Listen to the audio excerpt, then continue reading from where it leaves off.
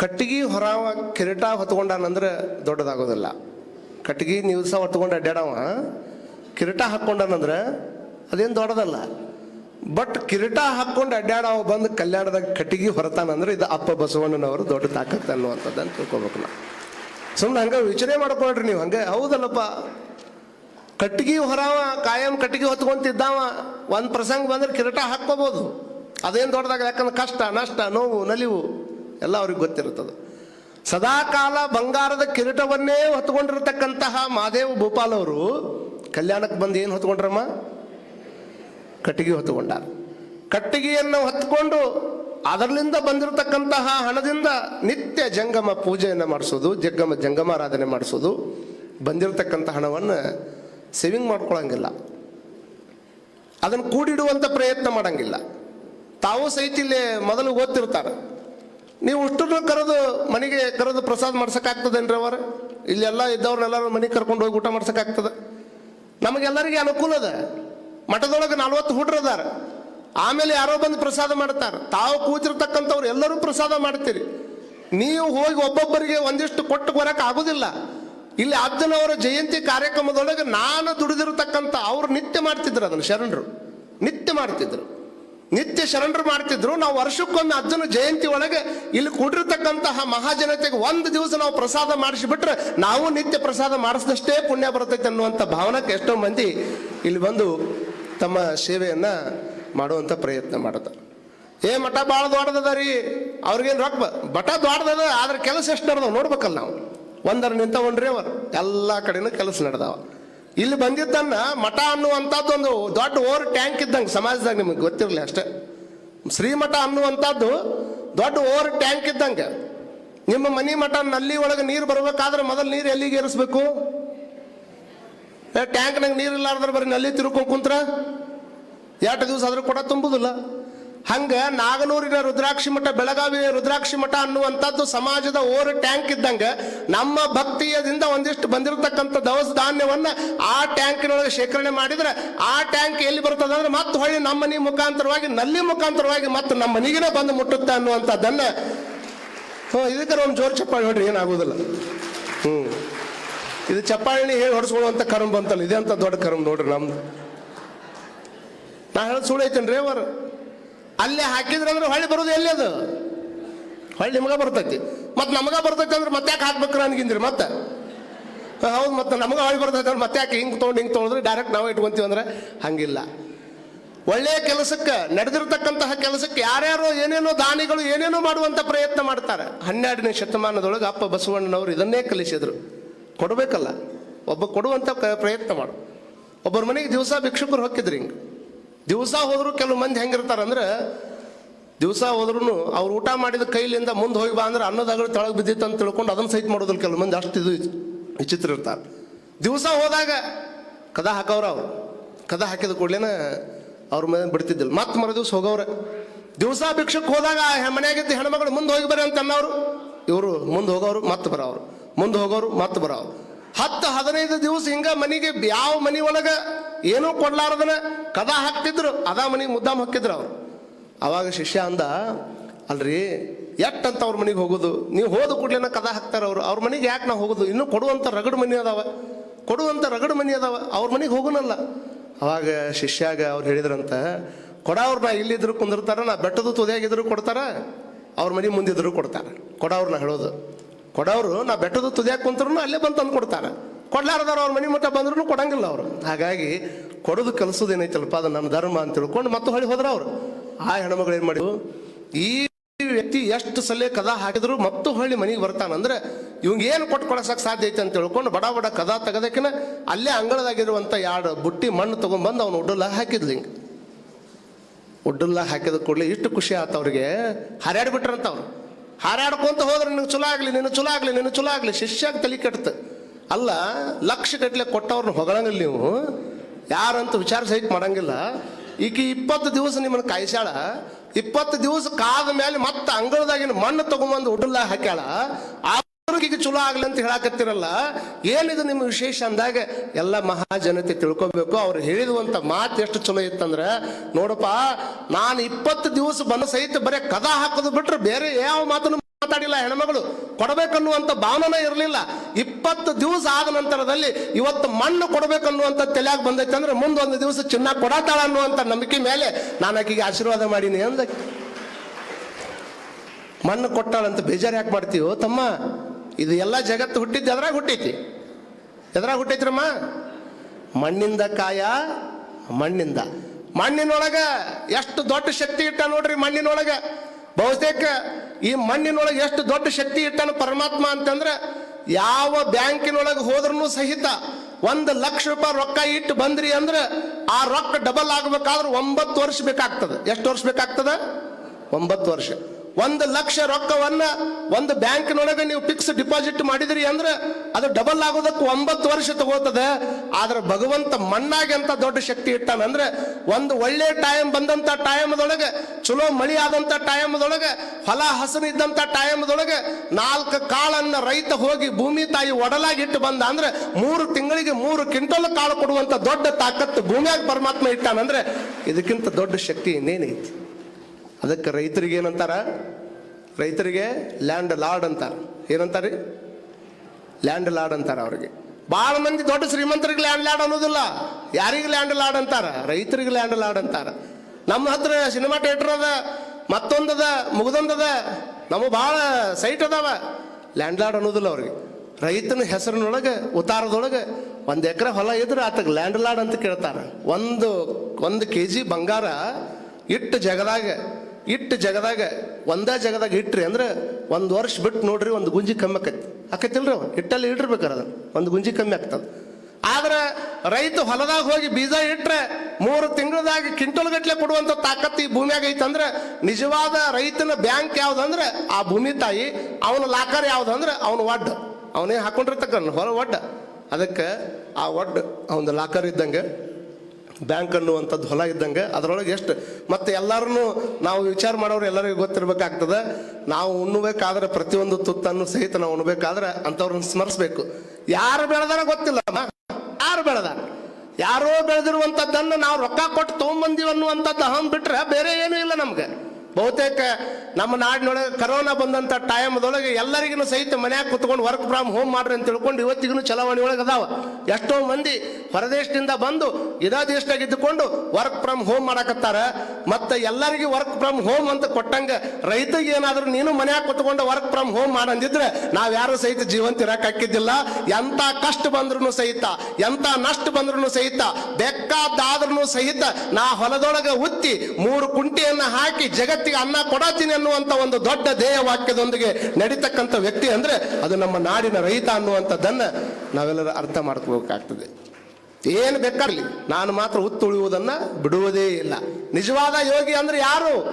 ಏನು ಬಹಳ ದೊಡ್ಡ ಗುಹೆದೊಳಗೆ ಕುಂತಿರ್ತಕ್ಕಂಥ ಅನೇಕ ವರ್ಷಗಳ ಕಾಲ ತಪಸ್ಸು ಮಾಡಿರ್ತಕ್ಕಂಥ ವ್ಯಕ್ತಿಗಳು ದೊಡ್ಡವ್ರು. ಏನು ಯಾರಿಗೆ ನಿಜವಾದ ಯೋಗಿ ಅಂತಾರಂದ್ರೆ ಕುವೆಂಪು ಅವರು ನೋಡಿ, ಗಿಡದ ಟೊಂಗಿ ಒಳಗೆ ಕುಂತವ್ರಲ್ಲ, ಗುಡ್ಡದ ಗುಹೆ ಒಳಗೆ ಕುಂತಿರ್ತಕ್ಕಂಥ ವ್ಯಕ್ತಿಗಳಲ್ಲ. ಒಂದೇ ಜಗದಾಗ 20 ವರ್ಷ ಕುಂತವ್ರಿಗೆ ಅವ್ರು ಯೋಗಿ ಅನ್ಲಿಲ್ಲ. ಯಾರಿಗೆ ಯೋಗಿ ಅಂತಂದ್ರೆ ಹೊಲದೊಳಗೆ ಎತ್ತಿನ ಹಿಡ್ಕೊಂಡು, ರಂಟಿ ಹಿಡ್ಕೊಂಡು, ಕುಂಟಿ ಹಿಡ್ಕೊಂಡು ಹೊಲದೊಳಗೆ ಈ ಕಾಳುಗಳನ್ನು ಉತ್ತುವಂತಹ ವ್ಯಕ್ತಿಗೆ ಅವರು ರೈತ ಯೋಗಿ ಅಂತ ಕರೀತಾರ ಅಂತಂದ್ರೆ ಆತನನ್ನು ನಾವು ಯಾವಾಗಲೂ ಸ್ಮರಣೆ ಮಾಡ್ಕೊಳ್ಳೇ ಬೇಕಾಗ್ತದೆ. ಅದರಿಗೇನು ಯಾರು ಮಾತನೇ ಇಲ್ಲ. ಹಾಗಾಗಿ ಇವತ್ತು ಮಣ್ಣು ಕೊಟ್ಟಾಳ ಅಂತ ತಿಳ್ಕೊಂಡು ಮಣ್ಣಿನ ಬಗ್ಗೆ ವಿಚಾರ ಮಾಡಬಾರ್ದಪ್ಪ, ಕೊಡುವಂಥದ್ದನ್ನು ಕಲಿಸಿದ್ನಲ್ಲ ಅನ್ನುವಂಥ ಭಾವನವನ್ನು ಅವ್ರು ಹೇಳಿದ್ರಂತೆ. ಹಾಗಾಗಿ ನಾವು ಕೊಡಬೇಕು. ಗುರು ಆಗಿರ್ತಕ್ಕಂಥವ್ನು ಕೇಳಬಾರ್ದು, ಜಂಗಮರಾಗಿರ್ತಕ್ಕಂಥವ್ರು ಕೇಳಬಾರ್ದು, ಆದ್ರೆ ಭಕ್ತರಾಗಿರ್ತಕ್ಕಂಥವ್ರು ಕೇಳಿಸ್ಕೊಳ್ಬಾರ್ದು. ಅವ್ರು ಕೇಳಲಾರ್ದಂಗನ ನೀವು ತಂದು ಕೊಡೋದು ಏನೈತಲ್ಲ ಅದು ನಿಜವಾದ ಭಕ್ತಿ. ಕೇಳಿದ ಮೇಲೆ ಕೊಡೋರು ರಗಡ್ ಮಂದಿ ಇರ್ತಾರ. ಏನ್ ನೀವು ಇಷ್ಟು ಕೊಟ್ಟವ್ರಿ ಅಂದ್ರೆ ಕೊಟ್ಟೋಗೋರು ರಗಡ್ ಮಂದಿ ಅದಾರ. ಅವ್ರು ಕೇಳಬಾರ್ದು. ನೀ ದುಡ್ದಿಯಲ್ಲಪ್ಪ, ಕಷ್ಟಪಟ್ಟು ದುಡ್ದಿಯಲ್ಲ, ದುಡಿದಿದ್ದು ಸಂಪತ್ತು ವಿನಿಯೋಗ ಆದಾಗ ಅದಕ್ಕೆ ಬೆಲೆ ಬರ್ತದೆ. ನೋಡ್ರಿ, ನಿಮ್ಗೆ ಇನ್ನೂ ಹೇಳ್ಬೇಕು ಅಂತಂದ್ರೆ ಈಗ ಒಂದು ದೊಡ್ಡ ಕೆರೆ ನೋಡಿರ್ಬೇಕಲ್ಲಮ್ಮ, ಇಲ್ಲೊಂದು ಕೆರೆ ನೋಡ್ರಿಲ್ಲ ಇವು ಅಲ್ಲಿ ನೀವು ಹೂ ಅನ್ವಲ್ರಿ, ಅದಕ್ಕೆ ನಮ್ಗೆ ಸಂಶಯ ಬರಾಕತ್ತೈತಿ. ಒಂದು ಸ್ವಲ್ಪ ಯಾವಾಗಾರ ಹಂಗೆ ಅನ್ಬೇಕಾಕೈತಿ. ಇಲ್ಲ ಅಂತಂದ್ರೆ ನನಗೇನು ಕೇಳಿದ್ರು ನೀವು ಸುಮ್ಮನೆ ಹಂಗೆ ಕುಂತೀರಿ ಅಂದ್ರೆ 5 ದಿವಸ ಆಯ್ತು ನಿಮ್ಮನ್ನು ಮಾತಾಡ್ಸಕತ್ ನಾನು. ನೀವೇನು ಮಾತಾಡಕ್ಕೆ ತಯಾರಿಲ್ಲ ನನ್ನ ಕೊಟ್ಟಾಗಿ. ಮಾತಾಡ್ರಿ ಅವ್ವರ, ಕೆರೆ ನೋಡ್ರಿ ಅವ್ವರ, ತಾವು ನೋಡ್ರಿನ್ರಿಪ್ಪ. ಇಲ್ಲೇ ವಾಕಿಂಗ್ ಹೋದ ನೋಡ್ತಿರಲ್ಲ, ಕೆರೆ ಒಂದು ಕೋಡಿ ಬಿಟ್ಟಿರ್ತಾರೆ. ಕೋಡಿ ಅಂದ್ರೆ ಏನು, ಹೆಚ್ಚಾದ ನೀರು ಹೊರಗೆ ಹೋಗ್ಬೇಕಂತ. ಮತ್ತೆ ಹೆಚ್ಚಾಗಿದ್ದ ನೀರು ಹೊರಗೆ ಹೋಗೋದು ಬ್ಯಾಡ್ರಿ ಅಂತ ತಿಳ್ಕೊಂಡು ಕೋಡಿನೂ ಸಹಿತ ಬಿಡ್ಲಾರ್ದಂಗೆ ಎಲ್ಲ ನೀರು ಅದ್ರಾಗ ಇಟ್ಕೊಂಡ್ರೆ ಏನಾಕೈತದು? ಏನಾಕೈತ್ರಮ್ಮ? ಒಡೆದು ಡಬ್ ಬಂದು ಇದ್ದಿದ್ದ ನೀರೆಲ್ಲ ಕಲಾಸ ಆಗಿ ಹೋಗ್ತೈತಿ. ನೋಡಿ, ಕೆರೆ ಒಳಗೆ ನೀರು ಚಂದ ನಿಲ್ಬೇಕಾಗಿತ್ತಂದ್ರೆ ಅದಕ್ಕೆ ಕೋಡಿ ಬಿಡ್ಬೇಕಾಕೈತಿ. ಅದಕ್ಕೆ ಕೋಡಿ ಬಿಡ್ಲಿಲ್ಲ ಅಂತಂದ್ರೆ ಒಡ್ಡಿಗೆ ಒಡ್ಡ ಹೊಡ್ಕೊಂಡು ಹುಟ್ಟು ನೀರು ಖಾಲಿ ಹಾಕೋತ ಹೋಗ್ತೈತಿ. ಹಂಗ ನಮ್ಮ ಮನೆಯಾಗಿರ್ತಕ್ಕಂಥ ಸಂಪತ್ತು ಅದು ಕೆರೆಯಾಗಿನ ನೀರಿದ್ದಂಗ. ಅದಕ್ಕೆ ನಾಗರನ ರುದ್ರಾಕ್ಷಿ ಮಠದ ಕಾರ್ಯಕ್ರಮದೊಳಗೆ ಒಂದಿಷ್ಟು ಕೋಡಿ ಅನ್ನುವಂಥ ರೂಪದೊಳಗೆ ದಾನದ ರೂಪದಾಗ ಒಂದಿಷ್ಟು ಈ ಕಡೆ ಹರ್ಕೊಂಡು ಬಂತಂದ್ರೆ ನಿಮ್ಮ ಟೀಜೂರಿ ಒಳಗೆ ಲಾಕರ್ನಾಗ ಅದು ಕರೆಕ್ಟಾಗಿ ಉಳಿತದ. ಒಟ್ಟು ನನಗೆ ಇರಲಿ ಅಂತ ನೀವು ಇಟ್ಕೊಂಡು ಬಂತಂದ್ರೆ ಯಾವಾಗ ಅವ್ನು ಬಂದು ಇನ್ಕಮ್ ಟ್ಯಾಕ್ಸ್ನವ್ರು ಬಂದು ರೈಡ್ ಮಾಡ್ತಾರೆ ಅನ್ನುವಂಥದ್ದನ್ನು ನಾವೆಲ್ಲ ತಲೆಯಾಗಿ ಇಟ್ಕೊಳ್ಬೇಕಾಗ್ತದ. ಅದಕ್ಕೆ ಒಂದು ಮಾತನ್ನು ಹೇಳ್ಯಾರ, ದೇಹದಾಗ ಬ್ಲಡ್ಡು ಅಟ್ಟ ಇರಬೇಕು, ಮನ್ಯಾಗ ದುಡ್ಡು ಅಟ್ಟ ಇರಬೇಕು. ತಿಳಿದಿಲ್ಲ ಹೇಳುದು? ದೇಹದಾಗ ಬ್ಲಡ್ ಅಟ್ಟ ಇರಬೇಕು, ಮನೆಯೊಳಗೆ ಬ್ಲಡ್ ಜಾಸ್ತಿ ಆದ್ರೆ ಏನಾಕೈತ್ರಮ್ಮ? ಹೇರ್ಪೇರ್ ಆಕೈತಿ, BP ಹೆಚ್ಚಾಕೈತಿ, ಕಮ್ಮಿ ಆಕೈತಿ. ಬ್ಲಡ್ ಪ್ರೆಷರ್ ಜಾಸ್ತಿ ಆತಂದ್ರೆ ಹಾರ್ಟ್ ಏನಾಕೈತಿ? ಅಟ್ಯಾಕ್ ಆಕೈತಿ. ಎಲ್ಲರಿಗೂ ಗೊತ್ತಿರುವಂಥದ್ದಲ್ಲ. ನೋಡಿ, ಬ್ಲಡ್ ಮತ್ತು ದುಡ್ಡು ಎರಡು ಅಟ್ಟ ಕರೆಕ್ಟ್ ಇದ್ರೆ ಅಟ್ಟ ಭಾಳ ಚಲೋ ಹಿಡಿತದ. ಹಾಗಾಗಿ ಕೊಡುವಂಥ ಪ್ರಯತ್ನವನ್ನು ನಾವೆಲ್ಲ ಮಾಡಬೇಕು. ಅವತ್ತಿನ ಕಾಲಕ್ಕೆ ಕಟ್ಟಿಗೆಯನ್ನ ಹೊರುವಂತಹ ವ್ಯಕ್ತಿ ಕಿರೀಟ ಹಾಕೊಳ್ಳೋದು ದೊಡ್ಡದಲ್ಲ.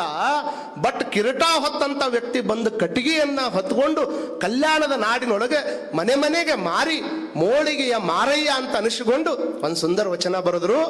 ಆನೆ ಕುದುರೆ ಬಂಡಿ ಭಂಡಾರವಿದ್ದಡೇನು, ತಾನುಂಬುವುದು ಪಡಿಯಕ್ಕಿ ಒಂದಾವಿನ ಹಾಲು. ಹಿಂದಿಲ್ ಮಂದಿ ಒಂದು ಆಕಳದ ಹಾಲು ಕುಡಿತಿದ್ರು. ಇವತ್ತ ಬಹುತೇಕ ಇಲ್ಲಿ ಕುಂತವ್ರು ಯಾರು ಅಂತವ್ರು ಇಲ್ಲಿ ಬಿಡ್ರಿ, ಯಾಕಂದ್ರೆ ಅಂತ ಮಕನ ಕಾಣಂಗಿಲ್ಲ ಇಲ್ಲಿ ನಮ್ಮ ಕಡೆ. ನಾವು ನೋಡ್ತೀವಲ್ಲ, ಯಾಕಂದ್ರೆ ಒಮ್ಮೊಮ್ಮೆ ವೇದಿಕೆ ಮೇಲೆ ಹತ್ತಿ ಬರ್ತಾರೆ ಅವ್ರು ಪುಣ್ಯಾತ್ಮರು. ವೇದಿಕೆ ಮೇಲೆ ನಮ್ಮ ಕಡೆ ಅಂತ ನೋಡ್ಬೇಕು, ಅವ್ರ ಆಟನ ಭಾರಿ ಚಂದ ಇರ್ತಾವ. ಅಂದ್ರೆ ಒಂದಾವಿನ ಹಾಲು, ಒಂದು ಆಕಳದ ಹಾಲು ಕೊಡು. ನಮ್ದು ಕುಡಿಯೋದಕ್ಕೆ ನಮ್ದು ಏನು ಅಭ್ಯಂತರ ಇಲ್ಲ, ಚಲೋ ಹಾಲು ಕೊಡ್ರಿ, ಬೋರ್ಮಿಟ ಕೊಡ್ರಿ, ಮತ್ತೊಂದು ಕೊಡ್ರಿ. ಆದ್ರೆ ಆಲ್ಕೋಹಾಲ್ ಮಾತ್ರ ಕುಡಿಬಾರ್ದು ಅನ್ನುವಂಥದ್ದನ್ನು ನಾವೆಲ್ಲರೂ ತಲೆಯಾಗಿಟ್ಕೋಬೇಕಾಗ್ತದೆ. ಮನುಷ್ಯ ಆದರೂ ತಿಳ್ಕೊಡ್ರಿ ನೀವು, ಎಷ್ಟು ವಿಚಿತ್ರ ಸ್ವಭಾವ ಮನುಷ್ಯಂದು ಅಂತಂದ್ರೆ, ಯಾವುದು ಚಲೋ ಅಂತ ಐತಿ ಅದನ್ನು ಜಲ್ಲಿ ಮಾಡಂಗಿಲ್ಲ. ಕೆಟ್ಟದ್ದಿತ್ತು ಅಂದ್ರೆ ಉಣ್ಣೆ ಕೆಚ್ಚಲದೊಳಗಿದ್ದು ಉಂಬುವುದೇ ನೊರೆವಾಲ. ಉಣ್ಣೆ ಕೆಚ್ಚಲದೊಳಗಿದ್ದು ಉಂಬುವುದೇ ನೊರೆವಾಲ. ಪುಣ್ಯ ಕ್ಷೇತ್ರದಲ್ಲಿ ಹುಟ್ಟಿ ಶಿವಜ್ಞಾನಿಗಳ ಬರವನರಿಯದಿದ್ದಡೆ ಆ ಉಣ್ಣೆಕ್ಕಿಂತ ಕಷ್ಟ ರಾಮನಾಥ. ಉಣ್ಣಿ ಕೆಚ್ಚಲದೊಳಗಿರುತ್ತದ, ಹಾಲು ಕೊಡು ಜಗದಾಗಿರುತ್ತದೆ. ಆದರೂ ಸಹಿತ ಅದು ಕುಡಿದೇನು? ರಕ್ತನ ಕುಡಿತದ. ಹಾಲು ಕುಡಿಬೇಕಂತ ವಿಚಾರ ಮಾಡಂಗಿಲ್ಲ. ನಮಗೆ ಬದುಕುವುದಕ್ಕಾಗಿ ಬಾಳುವುದಕ್ಕಾಗಿ ಅನೇಕ ರೀತಿಯಾಗಿರ್ತಕ್ಕಂತಹ ಅನೇಕ ಪಾನೀಯಗಳದಾವ. ಆದ್ರೂ ಸಹಿತ ಕೆಟ್ಟದ್ದು ಎಷ್ಟು ಜಲ್ಲಿ ಹೊಕ್ಕೈತಿ ಮನುಷ್ಯಾಗಂದ್ರೆ, ಹಾಲನ್ನ ಹೊತ್ತು ಮಾರ್ತಾರ, ಶರಾಯನ್ನ ಇಟ್ಟು ಮಾರ್ತಾರ. ಹಾಲು ಹೊತ್ತು ಮಾರ್ತಾರ, ಶರಾಯಿ ಇಟ್ಟು ಮಾರ್ತಾರ. ನೋಡ್ರಿ, ಹೊಟ್ಟಿಗೆ ಬೇಕಾಗಿರುವಂಥ ಕಾಯಿಪಲ್ಲೆಯನ್ನ ಗಟಾರ ದಂಡಿ ಒಳಗಾಗ್ಲಿ, ಇಲ್ಲಾತಂದ್ರೆ ಒಂದು ರೋಡ್ ಮೇಲೆ ತಾಟಿನ ಚೀಲ ಹಾಕ್ಕೊಂಡು ಆ ಪಾಟಿನ ಚೀಲದ ಮೇಲೆ ಹೊಟ್ಟಿಗೆ ಹೋಗುವಂಥ ಕಾಯಿಪಲ್ಲೆ ರೋಡ್ನಾಗ ಇಟ್ಟು ಮಾರ್ತಾರ. ಯಾವ್ದು ನಮ್ಮನ್ನು ನಾಶ ಮಾಡ್ತದ ಅದನ್ನ ಯಾವ ಟೈಪ್ ಜಗಮಗ ಇಟ್ಟಿರ್ತಾರಂತ ಮಾಡ್ರಿ ನೀವು ನೋಡ್ರಿ. ಅರ್ಧ ಕರ್ನಾಟಕದ ಕರೆಂಟ್ ಅದಕ್ಕೆ ಬೇಕು, ಅರ್ಧ ಕರೆಂಟ್ ಕರ್ನಾಟಕದ ಅದಕ್ಕೆ ಹೋಗ್ತದೆ. ಜಗಮಗ ಮಾಡಿಬಿಟ್ಟಿರ್ತಾರೆ. ಅದನ್ನ ತಗೊಂಡಾಗ ಮನುಷ್ಯರಿಗೆ ಏನಕ್ಕತ್ತೆ ಅನ್ಸುದ್ಯೋ. ನೀವು ಇನ್ನೂ ಪರೀಕ್ಷೆ ಮಾಡಿ ಹೇಳ್ಬೇಕಂತಂದ್ರೆ, ಈಗ ಒಂದು ಕಡೆ ಅವ್ರ ತಂದೆ ಕುಂದ್ರಸ್ರಿ, ಒಂದು ಕಡೆ ಮಗನ ಕುಂದ್ರಸ್ರಿ. ಮಗಗನು ಒಂದಿಷ್ಟು ನೀರು ಕುಡಿಯಾಕ ಕೊಡಕ್ಕೆ ಹೋಗ್ಬೇಡ್ರಿ, ಅವ್ರ ಅಪ್ಪಗನ ನೀರು ಕೊಡಕ್ಕೆ ಹೋಗ್ಬೇಡ್ರಿ. ಒಂದು ಕಡೆ ಕುಂದ್ರಿಸಿ ಅವ್ರನ್ನ 2 ದಿವಸ ಒಟ್ಟ ನೀರು ಕುಡಿಯಾಕ ಕೊಡ್ಲಾರ್ದಂಗೆ. ಆಮೇಲೆ ಒಂದು ಕಡೆ ಹಾಲು ಇಡ್ರಿ, ಇನ್ನೊಂದು ಕಡೆ ಆಲ್ಕೋಹಾಲ್ ಇಡ್ರಿ. ಒಂದು ಕಡೆ ಹಾಲ, ಇನ್ನೊಂದು ಕಡೆ ಆಲ್ಕೋಹಾಲ, ಹಿಂಗೆ ಮುಂದಿಟ್ಟು ಆಮೇಲೆ ನಿಮ್ಮ ಮಗನ ಕೈ ಬಿಟ್ರೆ ಹೋಗಿ ಏನು ಕುಡಿತಾನೆ ನಮ್ಮವ? ಏನು ಕುಡಿತಾನೆ ಹೇಳ್ರಿ? ಹಾಲ ಕುಡಿತಾನೆ. ಹೋಗಿ ಮಗ, ಯಾಕಂದ್ರೆ ಅದು ಮಗು ಅದಕ್ಕೆ ಗೊತ್ತಿಲ್ಲ, ಅದು ಹೋಗಿ ಹಾಲು ಕುಡಿತದೆ. ಮತ್ತೆ ಮಗು ಹಾಲು ಕುಡ್ದೈತೆ ಅಂತ ತಿಳ್ಕೊಂಡು ಅವ್ರ ಅಪ್ಪನ ಕೈ ಬಿಟ್ರೆ ಅವ ಏನು ಕುಡಿತಾನೆ ನಿಮ್ಗೆಲ್ಲ ಗೊತ್ತಾಗತ್ತೆ. ಆದ್ರೆ ಹೇಳ್ಬೋದು ಅಟ್ಟ ನೀವು ಏನಾರ ಅಂತೇಳಿ. ಅದನ್ನು ಕುಡಿಯೋರು ರಗಡು ಮಂದಿ ಅದಾರ. ಅವ ಅಂತಾನೆ ಹಾಲು ಮತ್ತೆ ಕುಡಿಯಕ್ಕೆ ಬರ್ತದೆ, ಫಸ್ಟ್ ಇದನ್ನು ತಗೋತೀನಿ ಅಂತ ಅದನ್ನ ತಗೊಂಡಾಗ ಅವ್ರ ಮಗ ಒಂದು ಬುದ್ಧಿ ಮಾತು ಹೇಳ್ತಾನೆ ನಮಗೆ. ಏನು ಹೇಳ್ತಾನೆ ಅಂತಂದ್ರೆ, ಹೌದಪ್ಪಾಜಿ ನಾ ಅನ್ಕೊಂಡಿದ್ದಿಲ್ಲ ಹಿಂಗೆ ಅಂತ ತಿಳ್ಕೊಂಡು ನೋಡು, ಚಲೋ ಹಾಲು ಮುಂದಿಟ್ಟಾಗ ಹಾಲು ಕುಡಿಲಾರ್ದನ ನೀನು ಆಲ್ಕೋಹಾಲ್ ಕುಡಿಯಕತ್ತಿ ಅಂದ್ರೆ, ನೋಡಿ ಹಾಲು ಕುಡ್ದಂತ ನಾನು ಹಾಲು ಕುಡಿದು ದಿವಸ ತಾಯಿ ತೊಡಿ ಮೇಲೆ ಮುಕ್ಕೋತೀನಿ. ನೀನು ಹಾಲು ಕುಡಿದು ಬಿಟ್ಟು ಹೋಗಿ ಆ ಶರಾಯಿ ಕುಡಿದಿದ್ದಕ್ಕೆ ದಿವಸ ಗಟ್ರಂದಾಗ ನಾಯಿ ತೊಡಿ ಮೇಲೆ ಮಕ್ಕಳುವಂತ ಪರಿಸ್ಥಿತಿ ನಿನಗೆ ಬಂದೈತೆ ಅಂತ ನಮ್ಮ ಮಕ್ಕಳು ನಮ್ಮ ಬುದ್ಧಿ ಹೇಳ್ತಾವ. ಅಂದ್ರೆ ನಾವು ವಿಚಾರ ಮಾಡ್ಕೊಳ್ಬೇಕು, ನಾವು ಯಾವ ರೀತಿ ಒಳಗೆ ಬದುಕಾಕತ್ತೀವಿ ಅನ್ನುವಂಥದ್ದನ್ನು. ಅದಕ್ಕೆ ಕಡಿಯುವುದಕ್ಕೆ ನಮ್ಮದೇನು ಅಭ್ಯಂತರ ಇಲ್ಲ, ಜಾಲಿ ಮುಳ್ಳುಗಳನ್ನು ಕಡಿಬೇಕು, ಕುಡಿಯುವುದಕ್ಕೆ ನಮ್ಮದೇನು ಅಭ್ಯಂತರ ಇಲ್ಲ. ಆದ್ರೆ ಆಲ್ಕೋಹಾಲನ್ನು ಮಾತ್ರ ಕುಡಿಬಾರದು. ಹಾಗಾಗಿ ಒಬ್ಬ ಹೆಣ್ಮಗಳಿಗೆ ಯಾವಾಗ ಭಾಳ ದುಃಖ ಆಕೈತೆ ಅಂತಂದ್ರೆ, ನನ್ನ ಗಂಡ ಒಬ್ಬ ಹೆಣ್ಮಗಳಿಗೆ ದುಃಖ ಆಗೋದು ಯಾವಾಗ ಅಂತಂದ್ರೆ, ನೋಡಿ ಭಾಳ ಮಂದಿ ಈ ಪ್ರಶ್ನೆ ಐತಿ. ಒಬ್ಬ ಹೆಣ್ಮಗಳಿಗೆ ದುಃಖ ಆಗೋದು ಯಾವಾಗ ಅಂತಂದ್ರೆ, ತನ್ನ ಗಂಡ ಅವ ಕುಳ್ಳ ಇದ್ರೆ, ಅವ ಗಿಡ್ಡ ಇದ್ರೆ, ಅವ ಸಣ್ಣ ಇದ್ರೆ ದುಃಖ ಆಗೋದಿಲ್ಲ. ಆತ ಕೆಂಪಿದ್ರು ದುಃಖ ಆಗೋದಿಲ್ಲ, ಕರ್ರಗಿದ್ರು ದುಃಖ ಆಗೋದಿಲ್ಲ, ಆತ ದಪ್ಪಿದ್ರು ದುಃಖ ಆಗೋದಿಲ್ಲ, ಅವ ದುಡಿದೇ ಇದ್ರೂ ಸಹಿತ ಆತಗೆ ಆ ತಾಯಿಗೆ ದುಃಖ ಆಗೋದಿಲ್ಲ. ಅವ ದುಡಿದೇ ಇರಲಿ, ಅವ ಸಣ್ಣ ಇರಲಿ, ದಪ್ಪ ಇರಲಿ, ಇದು ಯಾವುದನ್ನು ಸಹಿತ ಆಕೆ ದುಃಖ ಅಂತ ತಿಳ್ಕೊಳಂಗಿಲ್ಲ, ಎಲ್ಲವನ್ನು ಸಹಿಸ್ಕೋತಾಳ. ಒಬ್ಬ ತಾಯಿಗೆ ಯಾವಾಗ ಬಹಳ ದುಃಖ ಆಗ್ತದಂದ್ರೆ ತಾನು ದುಡಿದಿರತಕ್ಕಂಥ ರೊಕ್ಕದೊಳಗೆ ಆತ ಹೋಗಿ ಕುಡ್ಕೊಂಡು ಮನೆಗೆ ಬಂದಾಗ ಮಾತ್ರ ಒಬ್ಬ ಹೆಣ್ಮಗಳಿಗೆ ಬಹಳ ದುಃಖ ಆಕೈತೆ ಅನ್ನುವಂಥದ್ದನ್ನು ನಾವೆಲ್ಲರೂ ತಲೆಯಾಗಿಟ್ಕೋಬೇಕು. ಒಂದಾವಿನ ಹಾಲು ಮಲಗುವುದು ಅರ್ಧ ಮಂಚಕ್ಕಷ್ಟ ನೋಡ್ರಿ. ಕಂಚು ಬಾರದು, ತಾಮ್ರದದು, ಮುನ್ನ ಮಾಡಿದ ಪುಣ್ಯ ನಿನ್ನದು, ಏನು ಬೇಕಾದ್ ಬ್ಯಾರೆ ಬರೋದಿಲ್ಲಪ್ಪ. ನೀನು ಮಾಡಿರುವಂತ ಪುಣ್ಯಾಟ ನೀನು ಬರ್ತದ. ಅದರೊಳಗೆ ಈಗ ಅರ್ಧ ಮಂಚ ಐತಲ್ಲ, ಅರ್ಧ ಮಂಚದ ಬಗ್ಗೆ ಆಟ ಮಾತಾಡೋಣ. ಮುಂದುವರೆದು ಹೇಳ್ತಾರ, ಹುರುಳಿಲ್ಲದ ಸಿರಿಯ ನೆಚ್ಚಿ ಕೆಡಬೇಡ ಮನುಜ. ಎಷ್ಟು ಮಂದಿ ಕೆಟ್ಟಿಲ್ಲ ಹೇಳ್ರಿ ನೀವು ಈ ಸಿರಿ ನೆಚ್ಚಿ. ಅದಕ್ಕ ಅಪ್ಪ ಬಸವಣ್ಣವ್ರಂದ್ರು, ಸಂಸಾರವೆಂಬುವುದೊಂದು ಗಾಳಿಯ ಸೊಡರು. ಸಂಸಾರ ಅಂತಂದ್ರೆ ಗಂಡ ಹೆಂಡತಿ ಕೂಡಿರುವಂತದ್ದಕ್ಕೆ ಸಂಸಾರ ಅನ್ನೋದಿಲ್ಲ. ಜಗತ್ತಿನೊಳಗೆ ನಾವೇನು ಬದುಕಾಕತ್ತೀವಲ್ಲ, ಈ ಜಗತ್ತನ್ನುವಂಥದ್ದು ಸಂಸಾರ. ಇದರೊಳಗೆ ನಮ್ಮ ದೇಹ ಜೀವ ಗಾಳಿಯಾಗಿಟ್ಟ ದೀಪ ಇದ್ದಂಗೆ ಐತಿ. ಏನೈತಿ? ಅದಕ್ಕೆ ಹಂಗ ಅನ್ಲಿಲ್ಲ ಅವರು. ಸಂಸಾರವೆಂಬುವುದೊಂದು ಗಾಳಿಯ ಸೊಡರು ಅಂದ್ರೆ ಕೇವಲ ಗಂಡ ಹೆಂಡತಿ ಕೂಡಿ ಮನೆಯಾಗಿರ್ತಾರಲ್ಲ ಅದಕ್ಕೆ ಸಂಸಾರ ಅಂತ ತಿಳ್ಕೊಳಕ್ ಹೋಗ್ಬೇಡ್ರಿ. ಇಡೀ ಜಗತ್ತನ್ನುವಂಥದ್ದು ಸಂಸಾರ. ಈ ಸಂಸಾರದೊಳಗೆ ನಾವು ದೇಹ ಹೊತ್ಕೊಂಡು ಬದುಕಾಕತ್ತೀವಿ. ಈ ಬದುಕುವಂತ ಟೈಮ್ದೊಳಗೆ ಒಳಗಿರುವಂತ ಜೀವಿ ಹೆಂಗೈತಂದ್ರ ಅದು ಗಾಳಿ ಒಳಗೆ ಹಚ್ಚಿಟ್ಟಿರುವಂತ ದೀಪ ಇದ್ದಂಗೆ ಐತಿ. ಗಾಳಿಯಾಗ ದೀಪ ಹಚ್ಚಿಟ್ರೆ ಯಾವಾಗ ಆರ್ತದ ಗೊತ್ತೈತೆ ನಿಮ್ಗೆ? ಯಾರಿಗಾರ ಗೊತ್ತಾಗ್ತದ? ಈ ಕ್ಷಣ ಐತಿ, ಇನ್ನೊಂದು ಕ್ಷಣ ಇಲ್ಲ. ಅದಕ್ಕೆ ಅವ್ರು ಹೇಳ್ತಾರ, ಸಂಸಾರವೆಂಬುವುದೊಂದು ಗಾಳಿಯ ಸೊಡರು, ಸಿರಿ ಎಂಬುವುದೊಂದು ಸಂತೆಯ ಮಂದೆ ಕಂಡಯ್ಯ. ಏನ್ ಚಂದ ವಚನ ಹೇಳ್ಯಾರ. ಚಂದ ಕುತ್ಕೊಂಡು ಮನ್ಯಾಗ ಆನಂದವಾಗಿ ಕೇಳ್ಕೊಂತ ಕುಂತು ಬಿಟ್ರೆ ಹೌದಲ್ಲಪ್ಪ. ಅವ್ರೆಷ್ಟು ಸಂತೃಪ್ತಿ ಜೀವನ ಬದುಕಿದ್ರು. ಅವರು ಸಂಪಾದನೆಯ ಜೀವನವನ್ನು ಬದುಕಲಿಲ್ಲ ಶರಣರು, ಸಂತೃಪ್ತಿಯ ಜೀವನವನ್ನು ಬದುಕಿದ್ರು. ಸಂತೃಪ್ತಿ ಜೀವನಕ್ಕೂ ಸಂಪಾದನೆ ಜೀವನಕ್ಕೂ ಬಹಳಷ್ಟು ಫರಕದ. ಅವರು ಪ್ರಚಾರ ಪ್ರಿಯರಾಗಿರಲಿಲ್ಲ, ಅವರು ಶಾಂತ ಪ್ರಿಯರಾಗಿದ್ರು. ಸದಾಕಾಲ ಶಾಂತತೆಯನ್ನು ಉಪಯೋಗ ಮಾಡ್ಕೊಳ್ತಿದ್ರು. ಅದಕ್ಕೆ ನಾವೆಲ್ಲರೂ ವಿಚಾರ ಮಾಡ್ಕೊಳ್ಬೇಕಾಗ್ತದ. ಸಂಸಾರವೆಂಬುವುದೊಂದು ಗಾಳಿಯ ಸೊಡರು, ಗಾಳಿ ಬಿಟ್ಟಾಗ ತೂರಿಕೊಳ್ಳಿರಯ್ಯ, ಗಾಳಿ ನಿಮ್ಮ ಅಧೀನವಲ್ಲವಯ್ಯ. ಹೇಳ್ತಾರ ಬಾಳ ಮಂದಿ. ಈ ರಾಶಿ ಮಾಡ್ಬೇಕಾದಾಗ ತೂರ್ತಿರ್ತಾರಲ್ಲ, ಆ ಗಾಳಿ ಅಲ್ಲ. ಗಾಳಿ ಬಿಟ್ಟಾಗ ತೂರಿಕೊಳ್ಳಿರಯ್ಯ. ಈಗೊಂದು ದೊಡ್ಡ, ಈಗೆಲ್ಲ ಹೈವೇದಾಗ ದೊಡ್ಡ ದೊಡ್ಡ ಗಾಡಿ ಅಡ್ಡಾಡೋದು ನೋಡ್ತಿರಲ್ಲ, 10 ಟನ್ ತಮ್ಮ ಮೈ ಮೇಲೆ ಹೊತ್ಕೊಂಡು ಅಡ್ಡಾಡ್ತಾವ. ಅದ್ರ 10 ಟನ್ ಸಾಮಾನು ಒಯ್ಬೇಕಾದ್ರೆ, ಸಾಮರ್ಥ್ಯ ಬರ್ಬೇಕಾದ್ರೆ ಅದ್ರೊಳಗೆ ಏನ್ ಬೇಕಾಗತ್ತಮ್ಮ ಗಾಲಿ ಒಳಗೆ? ನೋಡ್ರಿ, ಎಲ್ಲರಿಗೂ ಗೊತ್ತದ ನೋಡ್ರಿ. 10 ಟನ್ ಸಾಮರ್ಥ್ಯವನ್ನು ಹೊತ್ಕೊಂಡು ಹೋಗುವಂತ ಗಾಡಿ ಒಳಗ, ಲಾರಿ ಒಳಗೆ ಗಾಲಿ ಇರ್ತಾವ 4. ಆ 4 ಗಾಲಿ ಒಳಗ ಏನಿರ್ತದ? ಗಾಲಿ ಇರ್ತದೆ ನೋಡ್ರಿ. ಗಾಳಿಗೆ ಯಾರು ಲಕ್ಷ ಗಟ್ಟಲೆ ರೊಕ್ಕ ಕೊಟ್ಟಾರನ್? ಯಾರು ಕೊಟ್ಟಾರನ್ರಿ? ನಿಮ್ಮ ಗಾಡಿಗೆ ಭಾಳ ಅಂದ್ರೆ ನೀವು ಹೋಗಿ ಒಂದಿಷ್ಟು ಏನಾದ್ರೂ ಏರ್ ಕಮ್ಮಿ ಆಗೈತೆ ಅಂದ್ರೆ 10 ರೂಪಾಯಿ ಕೊಟ್ಟು ಏರ್ ಹಾಕಿಸ್ಕೊತೀರಿ. 30 ಲಕ್ಷ ಅಲ್ಲ, 80 ಲಕ್ಷ ಅಲ್ಲ, 1 ಕೋಟಿ ರೂಪಾಯಿ ಗಾಡಿ ತಗೊಂಡು ಬಂದ್ರು ಸಹಿತ ಕೋಟಿ ರೂಪಾಯಿ ಕಿಮ್ಮತ್ತು ಗಾಡಿಗೆ ಇರ್ಬೋದು. ಆದ್ರೆ ಅದರೊಳಗೆ 10 ರೂಪಾಯಿ ಕೊಟ್ಟು ಹಾಕಿಸುವಂತ ಏರ್ ಇರಲಿಲ್ಲ ಅಂದ್ರೆ ಅದು ಎಷ್ಟು ದೊಡ್ಡ ಗಾಡಿ, ಕೋಟಿ ಗಟ್ಟಲೆ ಕೊಟ್ಟು ಗಾಡಿ ಇದ್ರೂ ಸಹಿತ ನೆಲದ ಮೇಲೆ ಓಡಾಡೋದು ಬಹಳಷ್ಟು ಕಷ್ಟ ಆಗ್ತದ. ಹೇಗೆ ಗಾಡಿಗೆ ಗಾಳಿ ಅವಶ್ಯ ಐತಲ್ಲ, ಹಂಗ ಗಾಳಿ ಬಿಟ್ಟಾಗ ನಿನ್ನೊಳಗೆ ಗಾಳಿ ಐತಿ ಸದ್ದ, ನನ್ನೊಳಗೂ ಒಂದು ಗಾಳಿ ಐತಿ, ನಿಮ್ಮೊಳಗೂ ಒಂದು ಗಾಳಿ ಐತಿ. ಮತ್ತು ನನ್ನೊಳಗಿನ ಗಾಳಿ ನಿಂತ್ರ ನಾ ಮಾತಾಡಕ್ ಬರಂಗಿಲ್ಲ, ನಿಮ್ಮೊಳಗಿನ ಗಾಳಿ ನಿಂತ್ರ ನೀವು ಮಾತಾಡಕ್ ಬರಂಗಿಲ್ಲ. ಅದಕ್ಕೆ ಅವ್ರು ಹೇಳಿದ್ರು, ಗಾಳಿ ಬಿಟ್ಟಾಗ ತೂರಿಕೊಳ್ಳಿರಯ್ಯ, ಗಾಳಿ ನಿಮ್ಮ ಅಧೀನವಲ್ಲವಯ್ಯ. ಇದನ್ನ ಏರ್ ಯಾವಾಗಾರ ಕಮ್ಮಿ ಆದ್ರೆ ಹಾಕ್ಸಾಕ್ ಬರ್ತದೆ. ಇದ್ರಾಗಿನ ಏರ್ ಏನಾದ್ರು ಹೊಂಟಂದ್ರೆ ಯಾರು ನಿಲ್ಸಕ್ ಬರ್ತದೆ? ಡಾಕ್ಟರ್ ಹೇಳ್ತಾರೆ, ಇನ್ನು ಒಂದು ತಾಸು ನಾ ಬದುಕಿಸ್ತೀನಿ ನೋಡ್ರಿ ಅಂತ ಅಂತಾರಿಲ್ಲ. ಡಾಕ್ಟರ್ ಹತ್ರ ಹೋದಾಗ ಏನಂತಾರೆ, ಇನ್ನೊಂದು ತಾಸು ಮೊದ್ಲ ತಗೊಂಡ್ಬಂದಿದ್ರೆ ನಾ ಬದುಕಿಸ್ಬಿಡ್ತಿದ್ನಿ ಅಂದ್ರೆ ಡಾಕ್ಟರ್. ಅವಾಗ ಅಂದ, ಆಕ್ಸಿಡೆಂಟ್ ಆಗದ ಈಗ ಅರ್ಧ ತಾಸ್ನಾಗ ಆಗೈತ್ರಿ, ಮತ್ತೆ ತಾಸು ಮುಂದೆ ಎಲ್ಲಿ ತರಲಿ ಅಂದ ಅವ. ಆಕ್ಸಿಡೆಂಟ್ ಆಗಿದ್ದ ಈಗ ಅರ್ಧ ತಾಸ್ನಾಗ ಆಗೈತಿ, ಇನ್ನು ತಾಸು ಮುಂದೆ ಎಲ್ಲಿಂದ ತರಲಿ? ನಾವು ಅನ್ಕೋತೀವಿ ಅಷ್ಟೇ, ಹಂಗಾಗಂಗಿಲ್ಲ. ಅದಕ್ಕೆ ಅವ್ರು ಹೇಳ್ತಾರ, ಈ ದೇಹದೊಳಗೆ ಗಾಳಿ ಇದ್ದಾಗ, ಗಾಳಿ ಬಿಟ್ಟಾಗ ಅಂದ್ರೆ ಇದ್ರ ಗಾಳಿ ಯಾವಾಗ ಬಿಟ್ಟೈತಿಲ್ಲ. ಕೆಲವು ಮಂದಿ ಅಂತ ನಾವು ಒಳಗೆ ತಗೊಂಡಿದ್ದು ಹೊರಗೆ ಬಿಡಂಗಿಲ್ರಿ, ನಾ ಗಳಿಸಿದ್ದು ಹೊರಗೆ ಕೊಡಂಗಿಲ್ರಿ ಅಂತ ಹಿಂಗೆ ಹೇಳೋರು. ನೀವು ಹಂಗ ಒಂದ್ಸಲ ವಿಚಾರ ಮಾಡಿ ನೋಡ್ರಿ. ನಾನೇನು ಗಳಿಸಿದ್ನಿ ಅದನ್ನ ಮತ್ತೊಬ್ಬರಿಗೆ ಕೊಡಂಗಿಲ್ಲ ಅಂತ ತಿಳ್ಕೊಂಡು ನೀವು ಇಟ್ಕೊಂಡು ಕುಂತ್ರಿ ಅಂದ್ರೆ ಮತ್ತೆ ಗಾಳಿ ಒಳಗೆ ತಗೊಂಡವ್ರು ನಾ ಯಾಕೆ ಹೊರಗೆ ಬಿಡ್ಬೇಕು? ಅದನ್ನ ನಾ ತಗೊಂಡಿದ್ದು ಕಷ್ಟಪಟ್ಟು ಅಂತ ತಿಳ್ಕೊಂಡು ಒಳಗೆ ತಗೊಂಡಿದ್ದು ಹೊರಗೆ ಬಿಡೋದಂಗೆ ಕುಂದ್ರು ಒಂದು 5 ನಿಮಿಷ ನೋಡುನು, ಕುಂದ್ರಾಕೈತೇನ್ರಿ ಅವ್ರು? ಮತ್ತು ಒಳಗೆ ತಗೊಂಡಿದ್ದು ಹೊರಗೆ ಬಿಡ್ಲಾರ್ದಂಗೆ ನೀವು ಕುಂತ್ರಿ ಅಂದ್ರೆ ನಾವು ಯಾರೋ 5 ನಿಮಿಷ ಬಿಟ್ಟು ಮೇಲೆ ಇರಂಗಿಲ್ಲ ಇಲ್ಲಿ. ಹಂಗ ತಗೊಂಡಿದ್ದು ಬಿಡಬೇಕ, ಗಳಿಸಿದ್ದು ಕೊಡಬೇಕ. ಗಳಿಸಿದ್ದು ಒಂದಿಷ್ಟು ಬಳಸಿದ್ರೆ ಅಟ್ಟ ಅದಕ್ಕೆ ಬೆಲೆ ಇರ್ತದೆ. ಗಾಳಿ ಬಿಟ್ಟಾಗ ತೂರಿಕೊಳ್ಳಿರಯ್ಯ, ಗಾಳಿ ನಿನ್ನ ಅಧೀನವಲ್ಲವಯ್ಯ. ಮತ್ತೆ ತೂರಿ ಏನೆಂದರೆ ಇಲ್ಲವಯ್ಯ.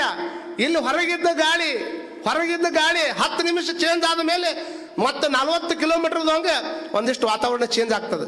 ನಮ್ಮ ಭಾರತ ದೇಶದೊಳಗೆ ಸುಮಾರು ಒಂದು 120 ಪ್ರತಿಕೂಲದ ವಾತಾವರಣ ಬದಲಿ ಹಾಕೊಂತಿರ್ತೈತೆ. ಹಂಗೆ ಇಲ್ಲಿದ್ದಿದ್ದು ಬೆಳಗಾವದಾಗ ಇದ್ದಿದ್ದು ವಾತಾವರಣ ಮತ್ತೆ ಹುಬ್ಬಳ್ಳಿಯಾಗ ಇರಂಗಿಲ್ಲ, ಹುಬ್ಬಳ್ಳಿಯಾಗ ಇದ್ದಿದ್ದು ವಾತಾವರಣ ಮುಂದೆ ಆ ಕಡೆ ಕೊಪ್ಪಳ ರಾಯಚೂರು ಇರಂಗಿಲ್ಲ. ನೋಡ್ಬೇಕು ನೀವು ಬಿಸಿಲಿನ ಹೊಡೆತ ಹೆಂಗಿರ್ತೈತಿ, ಥಂಡಿ ಸಿಕ್ಕಾಪಟ್ಟೆ ಐತಿ, ಅಲ್ಲಿ ಆ ಕಡೆ ಅಷ್ಟು ಕಮ್ಮಿ ಇರ್ತದೆ, ವಾತಾವರಣ ಚೇಂಜ್ ಆಗಿರ್ತದೆ. ಅದಕ್ಕೆ ಅವ್ರು ಹೇಳ್ತಾರೆ ಮತ್ತೆ ತೂರಿಹೇನೆಂದರೆ ಇಲ್ಲವಯ್ಯ. ಇನ್ನೊಮ್ಮೆ ತೂರ್ತೀನಿ ಅಂದ್ರೆ ಅಲ್ಲಿ ಹೊರಗೆ 10 ನಿಮಿಷ ಬಿಟ್ಟು ಮತ್ತೊಮ್ಮೆ ಗಾಳಿ ಬಂದ್ರೆ ತೂರ್ಕೋಬಹುದು ನೀನು. ಇದ್ರಾಗ ಒಮ್ಮೆ ಹೋದ್ಮೇಲೆ ಮತ್ತೆ ತೋರಿ ಏನೆಂದರೆ ಇಲ್ಲವಯ್ಯ. ಶಿವಶರಣ ನೆಂಬುವುದೊಂದು ಗಾಳಿ, ಅದನ್ನ ಬಂದಾಗ ಇದನ್ನ ಮಾಡ್ಕೊಂಡ್ಬಿಡ್ಬೇಕು. ಇದು ಐತಲಪ್ಪ ಜೀವ ಇದ್ದಾಗ ಅದನ್ನ ಆನಂದವಾಗಿ ಇಟ್ಕೋಬೇಕನ್ನುವಂತ. ಹಾಗಾಗಿ ಸಂಸಾರ ಅನ್ನುವಂಥದ್ದು ಗಾಳಿಗೆ ಹಚ್ಚಿಟ್ಟಿರುವಂತ ದೀಪ ಇದ್ದಂಗದ, ಅದನ್ನ ನೆಚ್ಚಿ ಎಷ್ಟು ಕೆಡ್ಕೊಂತ ನಿಂತಿರ್. ಸಿರಿ ಎಂಬುವುದೊಂದು ಸಂತಿ ಕಂಡಯ್ಯ. ಸಿರಿಯನ್ನು ಗಳಿಸಿಟ್ಟಿವಲ್ಲ, ಆ ಸಂಪತ್ತಿಗಾಗಿ ಎಷ್ಟು ಮಂದಿ ಎಷ್ಟು ಸಂಬಂಧಗಳನ್ನು ಕೆಲಸ ಮಾಡ್ರಿ ನೀವು. ಎಷ್ಟು ಮಂದಿ ಸಂಬಂಧಗಳು ಕೆಟ್ಟವ, ತಂದೆ ತಾಯಿ ಕೆಟ್ಟವ, ಅಣ್ಣ ತಮ್ಮ ಸಂಬಂಧಗಳು, ಮನೆ ಇರುವಂತ ಸಂಬಂಧ,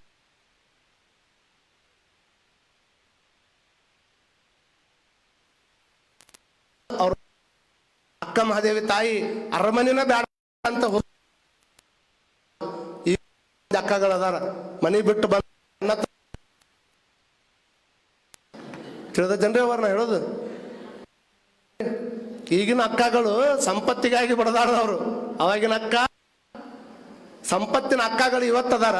ಆದ್ರ ಅಕ್ಕ ಹೆಂಗಿದ್ಲು, ಬೇಕಾದಿದ್ರು ಬೇಡಪ್ಪ ಅರ್ಜುನ ಒಬ್ಬನೇ ಸಾಕಂತ ತಿಳ್ಕೊಂಡು ಹೊರಗೆ ಬರುವಂತದ್ದು ಐತಲ್ಲ, ಅದು ನಿಜವಾದ ಅಕ್ಕ ಅನ್ನುವಂಥದ್ದು ಎಲ್ಲರೂ ತಲೆಯಾಗಿಟ್ಕೊಳ್ಬೇಕಾಗ್ತದೆ. ನಾನು ಹೇಳಬೇಕಾಗಿರುವಂತಹದ್ದು, ಈ ಅನ್ನುವಂಥ ಸಂಪತ್ತಿಗೆ ಎಷ್ಟು ಮಂದಿ ತಮ್ಮನ್ನು ತಾವು ತಿಳ್ಕೊಂಡಾರ ನೋಡ್ರಿ. ಇಡೀ ಜೀವನ ಪರ್ಯಂತರವಾಗಿ ಬರೇ ರೊಕ್ಕ ರೊಕ್ಕ ಅಂತ ತಿಳ್ಕೊಂಡು ಸಿಡುದು ರೊಕ್ಕನ ಬಹಳ ಮಂದಿ ಗಳಿಸಿಡು, ಎಷ್ಟೋ ಸಂಬಂಧಗಳನ್ನು ಕಳ್ಕೊಂಡು ನನ್ನವ್ರಿಲ್ಲ ತನ್ನವ್ರಿಲ್ಲ ಕೊಂಡಾರಲ್ಲ. ನಾಳೆ ಪ್ರಾಣ ಹೋದ ನಂತರದಲ್ಲಿ ಏನು ಇಡೀ ಜೀವಿರು ಮಠ ಅದಕ್ಕಾಗಿನೇ ಬಡದಾಡಿದ್ದ, ಅಷ್ಟಾಕುಂಡ ರೊಕ್ಕ ತಗೊಂಡು ಹೋಗಿ ಒಂದು 10 kg ಬಂಗಾರ ಅವನ ಮಗ್ಗಲ್ಲಾಗಿಟ್ಟು, ದೊಡ್ಡದ ಒಂದಿಷ್ಟು ಸಿಕ್ಕಾಪಟ್ಟೆ ಕೋಟಿ ಗಟ್ಟಲೆ ರೊಕ್ಕ ತಗೊಂಡು ಚೀಲಾಗಿ ತಗೊಂಡೋಗಿ ಅವ್ನ ಮಗ್ಗಲ್ಲಾಗಿಟ್ಟು ಸತ್ತು ಒಳಗೆ ಕುಂದ್ರಿಸಿರ್ತಾರಲ್ಲ, ಕುಂತಾಗ ಕಿವ್ಯಾಗ ಹೋಗಿ ಹೇಳ್ರಿ ನಿನ್ನ ಮಗ್ಗಲ್ಲಾಗ ಒಂದು 10 ಕೆಟ್ಟಲ್ ಬೆಲ್ಲ ಇದನ್ನ ಬಂಗಾರ ತಂದಿಟ್ಟಿನಿ ಹೇಳ್ಮ್ಯಾಕಂದ್ರೆ ಇಲ್ಲ, ಒಂದು 10 ಕೋಟಿ ತಂದಿನಿ ಹೇಳ್ಮ್ಯಾಕಂದ್ರೆ ಏನಿಲ್ಲ, ಶಿವಾಯನ ಹೆಂಗ ಕೂತಿರ್ತೈತೆ ಅದು. ಯಾವುದಕ್ಕಾಗಿ ಬಡದಾಡೇನ ಹುಟ್ಟು ಅದ್ರ ಸಂಬಂಧ ಬಡದಾಡೇನ ಕರೆ, ಆದ್ರೆ ಅದನ್ನ ಹೋಗಿ ಕಿವ್ಯಾಗ ಅಲ್ಲೇ ಹೇಳಿದ್ರು ಸಹಿತ ಹೇಳಕ್ ಆಗುದಿಲ್ಲ. ಹಾಗಾಗಿ ಅದನ್ನ ಸಿರಿ ಅನ್ನುವಂಥದ್ದನ್ನು ಬಹಳ ಹೆಚ್ಚು ಕೆಡಾಕ್ ಹೋಗ್ಬೇಡ. ಎಷ್ಟು ಮಂದಿ ಅಣ್ಣ ತಮ್ಮರೊಳಗೆ ಜಗಳ ಹಚ್ಚಿಲ್ಲ. ಅರ್ಥ ನಾಮರ್ಜನೆ ದುಃಖಂ ಮರ್ಜಿತಾನಾಂ ಚ ರಕ್ಷಣೆ, ಆಯೇ ದುಃಖಂ ವ್ಯಯೇ ದುಃಖಂ ದೀಗರ್ಥ ಕಷ್ಟ ಸಂಶ್ರಯ.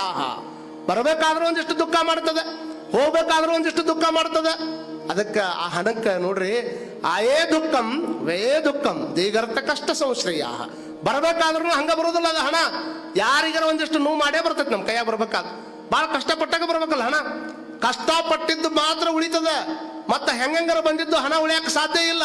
ದೀಗರ್ಥ ಕಷ್ಟ ಸಂಶ್ರಯ, ಆಯೇ ದುಃಖಂ ವ್ಯಯೇ ದುಃಖಂ. ಬರಬೇಕಾದ್ರೂ ಕಷ್ಟ ಕೊಡ್ತದೆ, ಹೋಗ್ಬೇಕಾದ್ರೂ ಕಷ್ಟ ಕೊಡ್ತದೆ. ಅಂತ ಸಿರಿಯನ್ನು ನೆಚ್ಕೊಂಡು ಎಷ್ಟು ದಿವಸ ಬದುಕಾವ ನೀನು?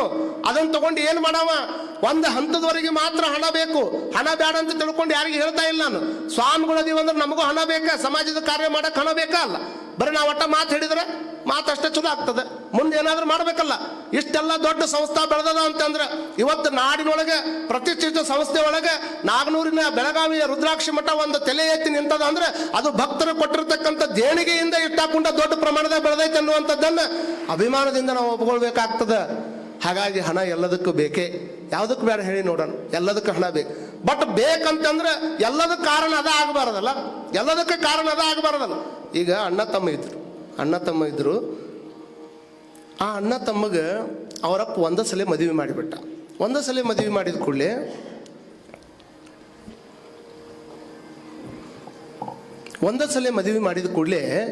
ಇಬ್ಬರಿಗೂ ಒಂದೇ ಸಲ ಮದುವೆ ಆಯಿತು. ಮದುವೆ ಆದ ಸ್ವಲ್ಪ ದಿವಸದೊಳಗೆ ಈಗ ಭಾಳ ಮಂದಿಗೆ ನೋಡ್ರಿ ಮದುವೆ ಆಗುತ್ತೇನೋ ಒಂದು ಚಿಂತೆ ಇರ್ತೈತಿ. ಮದುವೆ ಆದ ಕೂಡಲೇನ ಮಕ್ಕಳ ಚಿಂತೆನ ಎಲ್ಲರಿಗೂ. ನಮ್ಮ ಹತ್ರ ಇಷ್ಟು ಮಂದಿ ಬರ್ತಾರ, ಈ ಭಯಂಕರ ಜನ ಬರ್ತಾರೆ. ಪಾಪ ಮಠಮಾಣಿಗಳಿಗೆ ಹೋಗಿ ಕೇಳುವಂಥದ್ದು ಅವ್ರಿಗೆ ಒಂಥರ ಏನೋ ಒಳಗೆ ದುಗುಡಿರ್ತದೆ. ಅಜ್ಜಾರು ನಮ್ಗೆ 5 ವರ್ಷ ಆತ್ರಿ ಮಕ್ಕಳಾಗಿಲ್ಲ, ನಮಗೆ 10 ವರ್ಷ ಆತ್ರಿ ಮಕ್ಕಳಾಗಿಲ್ಲ.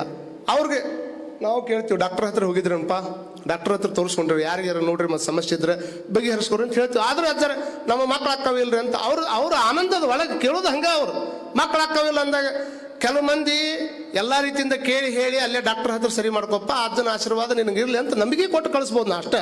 ಆದ್ರೆ ಅವ್ರು ಭಾಳ ಮಂದಿ ಬಂದು ಅಜ್ಜಾರು ನನ್ನ ಮಕ್ಕಳಾಗಿಲ್ಲ ಅಂದ ಕೂಡಲಿನ ಅವ್ರ ಗುರುಗಳು ಅಂದರು, ಮಕ್ಕಳಾಗಿಲ್ಲ, ಒಂದು 5 ಅಮಾಶಿ ನಡ್ಕೊಂತ ಬಾರಪ್ಪ ಮಠಕ್ಕ ಅಂದ್ರೆ, ಆಯ್ತ್ರಿಯಪ್ಪ ನಾಳಿಂದ ನಡ್ಕೊಂತ ಬರ್ತೀನಿ ಅಂತ 5 ಅಮಾಶಿ ನಡ್ಕೊಂತ ಬಂದಾವ. 5 ಅಮಾಶಿ ನಡ್ಕೊಂತ ಬಂದ ಮೇಲೆ ಮತ್ತೆ 5ನೇ ಅಮಾಶಿ ಬಂದು ಅಜ್ಜಾರು ಇನ್ನೂ ಮಕ್ಕಳಾಗಿಲ್ರಿ ಅಂದ. ಅವಾಗ ಅವ್ರು ಅಂದ್ರು, ಹಂಗಂದ್ರೆ ಒಂದು 5 ಉತ್ತತ್ತಿ ತಗೊಂಡ್ ಬಾ ಇಲ್ಲ ಆಶೀರ್ವಾದ ಮಾಡಿ ಕೊಡ್ತೀನಿ ಅಂದ್ರೆ ಅವರು ಮತ್ತೆ 5 ಅಮಾಶಿ ಅಜ್ಜಾರು ಇನ್ನೂ ಮಕ್ಕಳಾಗಿಲ್ರಿ ಜಮೀನು ತಂದು ಕೊಟ್ಟ. 5 ಅಮಾಶಿ ಬಿಟ್ಟು ಮತ್ತೆ ಬಂದ 15 ತಿಂಗಳು ಆಗ್ತದೆ ಹಿಂಗೆ ಅಜ್ಜಾರ ಇನ್ನೂ ಮಕ್ಕಳಾಗಿಲ್ರಿ ಅಂದವ. ಒಬ್ಬನ ಕೊಟ್ಟಾಗನು ಒಬ್ಬನ ಬಂದಿ, ಮತ್ತೆ ನಡ್ಕೊಂತ ಬಾ ಅಂದಾಗ ಒಬ್ಬನ ಬಂದಿ, ನಿನ್ನ ಹೆಣ್ತಿನ ಎಲ್ಲಿದ ನನಗಿನ್ನೂ ಮದುವೆನೇ ಆಗಿಲ್ರಿ ಅಜ್ಜಾರ ಅನ್ಬೇಕ.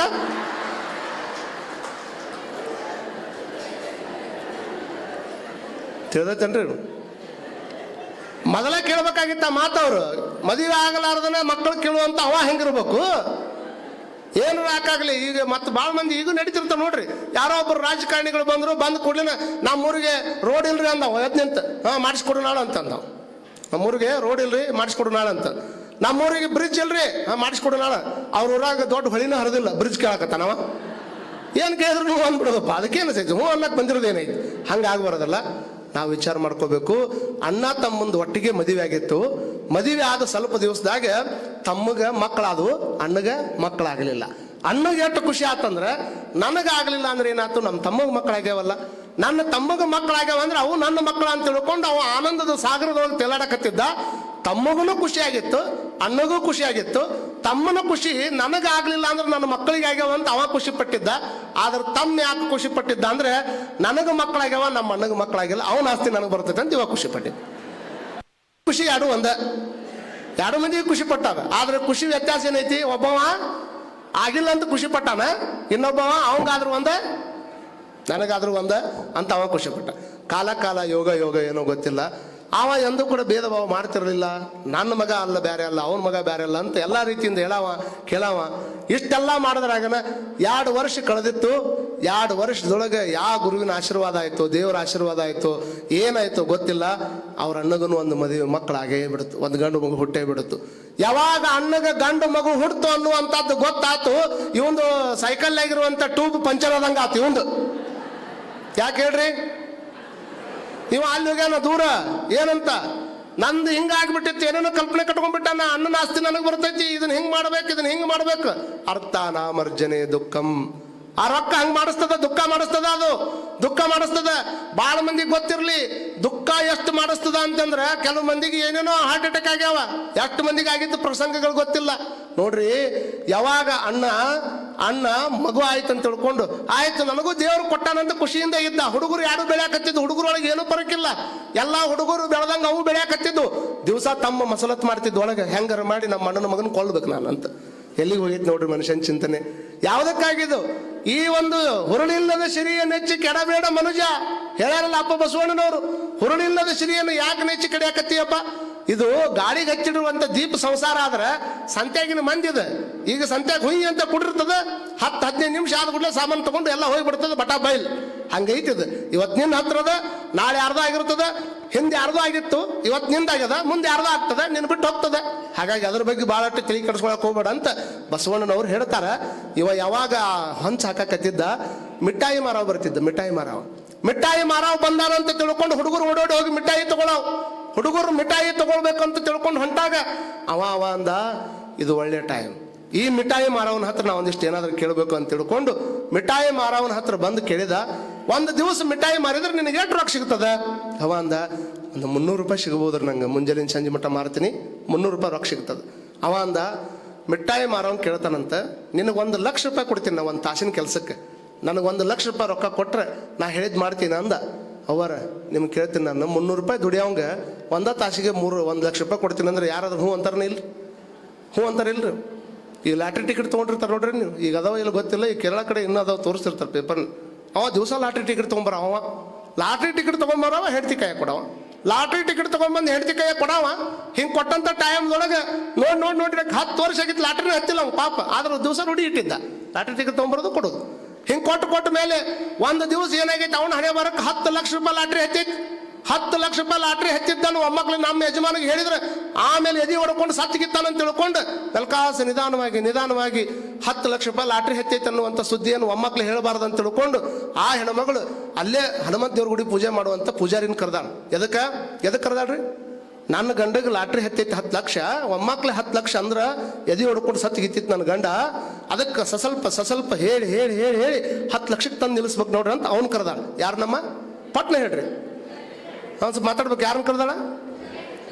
ಗುಡಿ ಪೂಜಾರಿನ ಕರೆದಾಳ. ಎದಕ್ಕೆ ಕರೆದಾಳ? ಹೇಳಾಕ ಅವಂಗೆ ಹಾರ್ಟ್ ಅಟ್ಯಾಕ್ ಆಗ್ಬಿಡ್ದಂತ ಇವನ್ ಕರೆದಾಳ ಆಕಿ. ಅವ ಆಯ್ತು ತೋರಿ ಅವರ ಅಷ್ಟೇನೈತಿ ಅಂತ ಬಂದವ.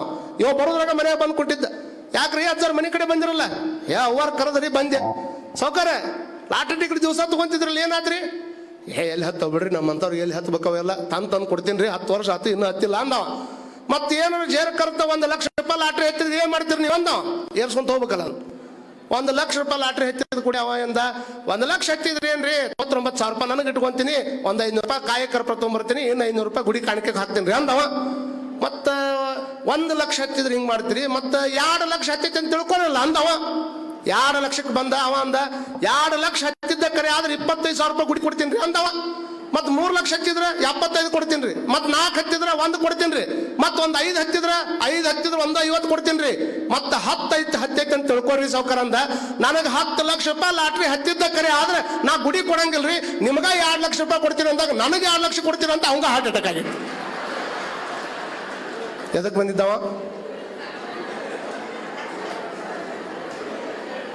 ಹೌದಲ್ಲ?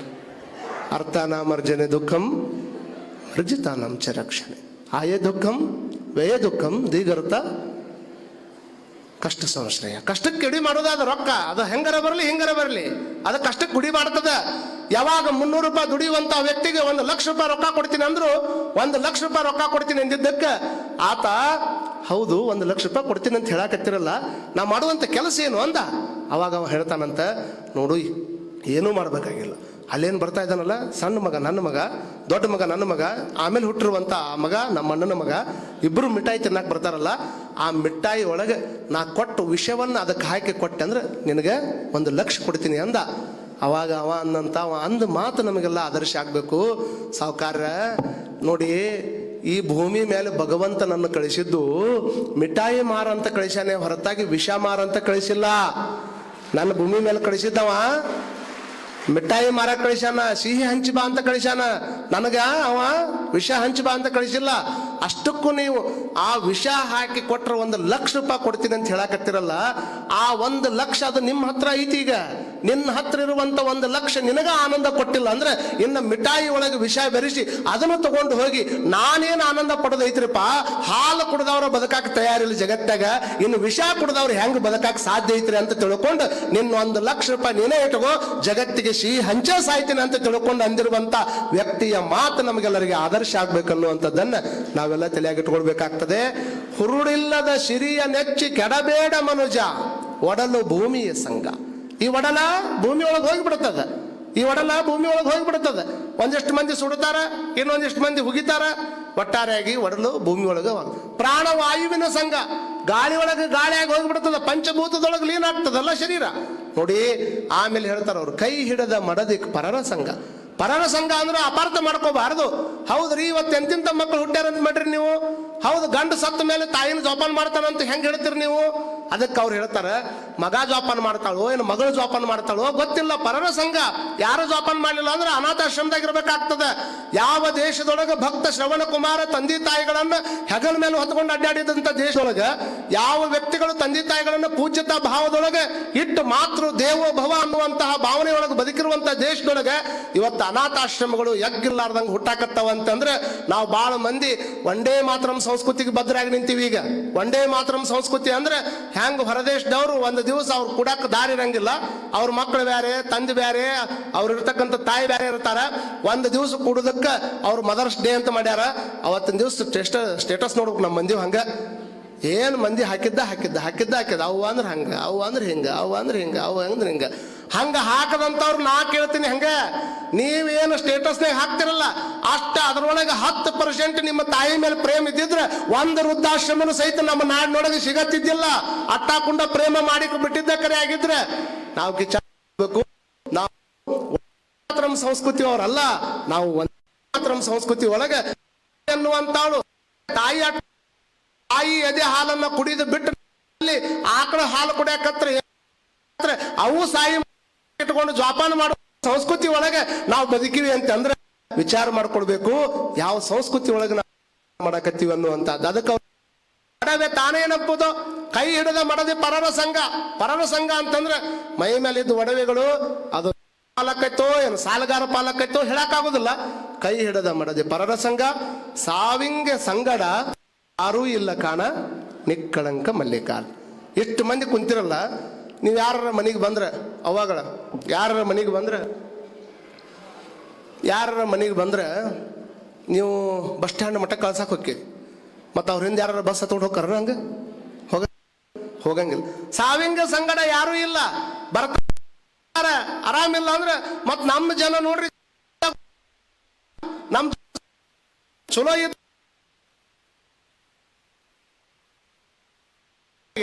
ಎಲ್ಲ ಮುಗ್ದೈತಿ. ಇನ್ನೇನು ಇಲ್ಲಿ ಸಾಯಿದ್ ಒಂದ ಮನ್ಯಾಗ ಸಾಯಿದ್ ಹೆಂಗ್ ಮಾಡ್ತೀರಿ?